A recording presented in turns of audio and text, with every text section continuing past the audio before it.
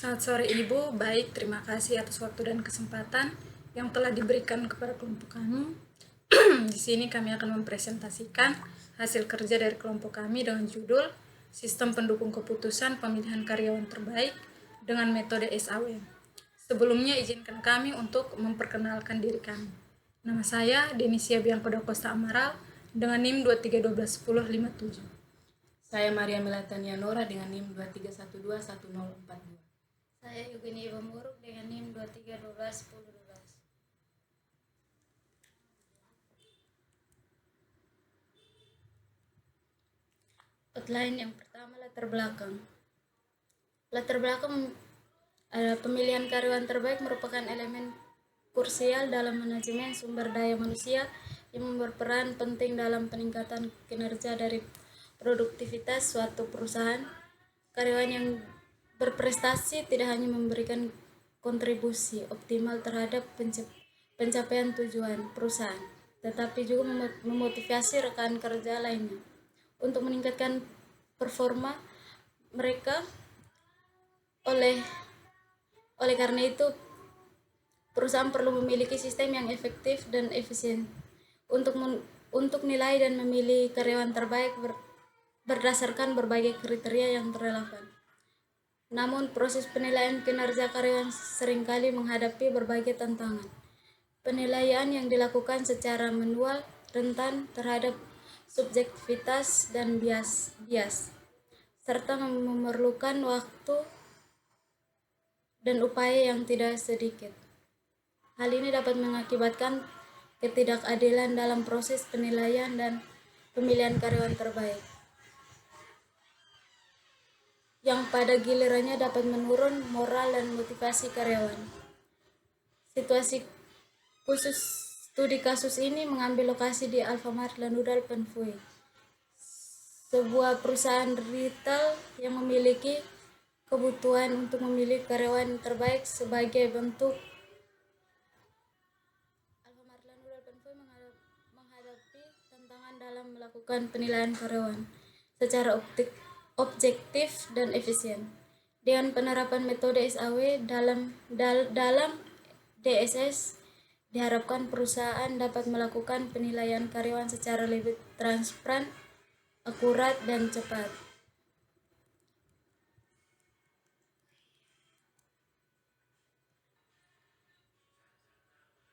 Berikut rumusan masalah. Bagaimana mengembangkan dan menerapkan sistem pendukung keputusan dengan metode SAW untuk memilih karyawan terbaik di Alfamart Lanudal Penfui agar penilaian kinerja karyawan dapat dilakukan secara objektif, efisien, dan akurat.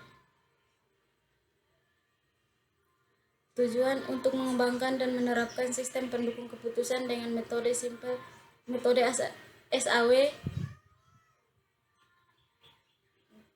diguna memiliki karyawan terbaik di Alfamart Lanudal Penfui sehingga penilaian karyawan dapat dilakukan secara objektif, efisien, dan akurat. Permasalahan: 1. Analisis kebutuhan sistem. 2. Desain. 3. Sistem pendukung keputusan dengan metode SAW. 4. Implementasi antara muka. Yang pertama, analisis kebutuhan sistem. A. Kebutuhan pengguna. B. Kebutuhan antarmuka perangkat lunak. C. Kebutuhan antarmuka perangkat keras. Berikut analisis kebutuhan sistem. A. Kebutuhan pengguna. Yang pertama, admin dengan keterangan login, simpan data karyawan, simpan data kriteria, simpan data bobot kriteria, simpan data pengguna. Yang berikut tampil laporan karyawan. 2. HRD keterangannya login, simpan data alternatif penilaian terhadap kriteria. Yang berikut memproses perhitungan seleksi karyawan. Yang berikut tampilan hasil seleksi. Yang ketiga, direktur keterangannya login, ACC hasil seleksi, tampil hasil seleksi, tampil data karyawan. Analisis kebutuhan sistem. Kebutuhan antarmuka perangkat lunak. Nama perangkat lunak Satu, Windows 10 fungsinya sebagai operating system laptop, sistem data pada laptop. Dua, Microsoft Word 2010 dengan fungsi perangkat lunak yang digunakan untuk menyusun laporan tugas akhir dan untuk menjelaskan secara rincian tentang aplikasi perangkat lunak yang sedang dikembangkan. 3, Graph Editor, fungsinya diagram editor. 4, Visual Paradigma, fungsi diagram editor.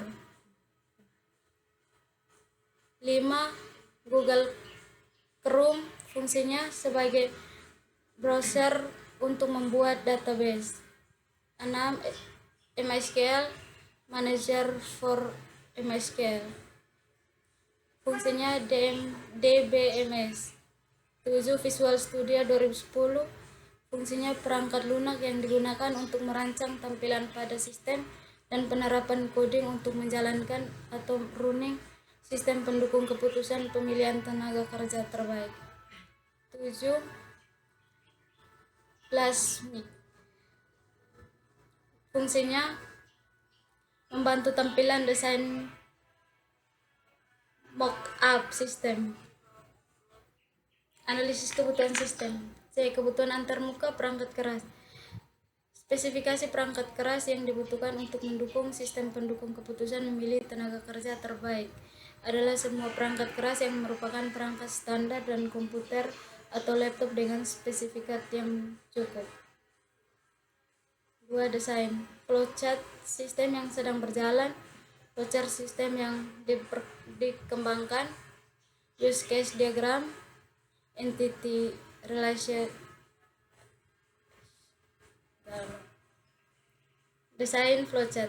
Mulai yang pertama, mencatat data tenaga kerja, menilaikan perhitungan tenaga kerja, data hasil penilaian. Selesai. Desain flowchart sistem yang akan dikembangkan. Sistem yang akan dikembangkan terdiri dari ada 4 bagian. Yang pertama, admin, HRD, sistem SPK, dan direktur. Selanjutnya adalah mengenai use case diagram. Di sini terdapat 3 aktor. Yang pertama ada admin, yang kedua HRD, yang ketiga direktur. Untuk tugas dari admin, yang pertama menyimpan data karyawan, yang kedua ubah data karyawan, yang ketiga simpan data kriteria, yang keempat ubah data kriteria, kemudian simpan data pengguna, ubah data pengguna, simpan data bobot kriteria, dan ubah data bobot kriteria. Untuk HRD tugasnya adalah memasukkan data penilaian alternatif terhadap kriteria. Yang kedua perhitungan dan perangkingan metode SAW. Yang ketiga cetak hasil perhitungan. Untuk direktur, HRD, dan admin akan membaca atau melihat laporan data karyawan. Selanjutnya adalah ERD. Di sini terdapat 2 entitas, yaitu yang pertama karyawan, yang kedua kriteria dengan 1 relasi. Untuk entitas karyawan terdapat beberapa atribut. Yang pertama KD karyawan, nama karyawan, tanggal masuk, jabatan, jenis kelamin, tempat tanggal lahir, agama, email, nomor telepon, alamat, dan status. Untuk entitas kriteria terdapat 3 atribut, yaitu yang pertama KD kriteria, nama kriteria, dan bobot kriteria. Dalam relasi juga terdapat beberapa atribut,